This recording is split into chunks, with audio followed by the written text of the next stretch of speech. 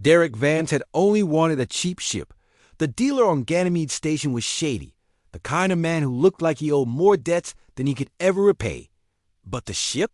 It was functional, rusted around the thrusters, sure, missing a few panels. AI was offline. But the price was unbeatable, and Derek wasn't picky. He handed over the credits, took the key chip, and boarded the Wayfarer his new home. The interior was stale with the smell of recycled air and long-abandoned life. Dust coated the consoles, and a few lights flickered uncertainly overhead. The place hadn't flown in years. "All right, old girl," Derek muttered, dropping his duffel in the cockpit. "Let's see what secrets you're hiding." He didn't know how true those words were. The first sign something was wrong came 12 hours later. He was in the engine bay, wrestling with a faulty coolant valve, when he heard the soft thud of movement. Not mechanical. Organic. He froze. Rats? Ganymede rats didn't survive long in 0G, and certainly wouldn't have made it this deep inside a sealed ship. Derek grabbed a wrench and slowly followed the sound to the old cargo hold. The motion lights flickered on as he stepped in. Empty. But something had moved. A shadow by the far crate. A breath so faint it barely disturbed the dust. "I know someone's here," Derek said, his voice calm but firm. "Come out. I'm not going to hurt you." Silence. Then, like a whisper in the dark, the crate shifted. A tiny head poked out large black eyes.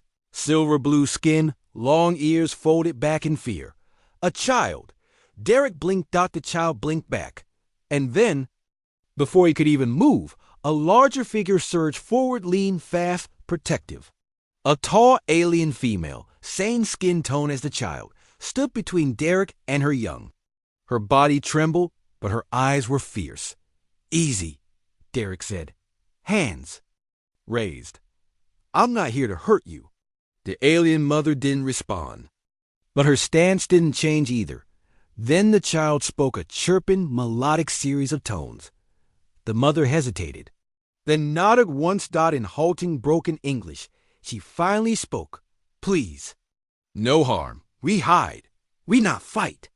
Over the next few hours, Derek pieced the story together. They were called the Velari, a peaceful species known for their telepathic bonds and deep emotional empathy. This mother and child, Sayari, and her son Leo had escaped a mining vessel after. Velari were enslaved to detect rare minerals using their psychic sensitivity. They had hidden inside the Wayfarer during a raid on the docks and remained inside for weeks, surviving on emergency rations and water reclamation systems. They thought the ship was abandoned for good until Derek bought it. No ship," Sayari said, her words slow but honest. "Only protect child."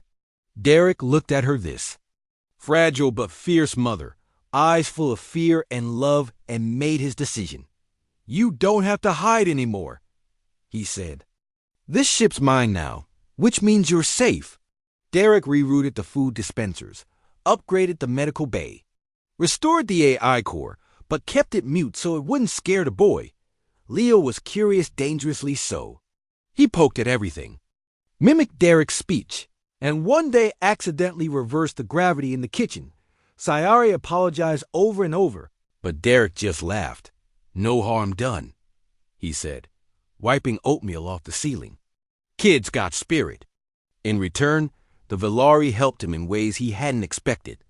Sayari could feel things, the ship's pulse, its broken wiring, its failing life support.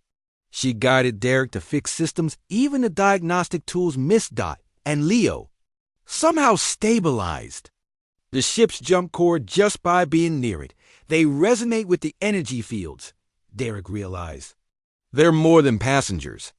They were crew, but peace never lasts long in deep space. Bounty drone caught Derek's signal near Titan Belt and identified the Velari life signs on board. Within hours, a corporate enforcement vessel was en route one of the mining syndicates, still hunting for escaped assets. Derek had a choice: hand over the mother and child, or run. He chose the latter. He rerouted power from life support to shields, overclocked the jump drive, and stuffed Leo into a crash harness while Sayari gripped his shoulder. "You.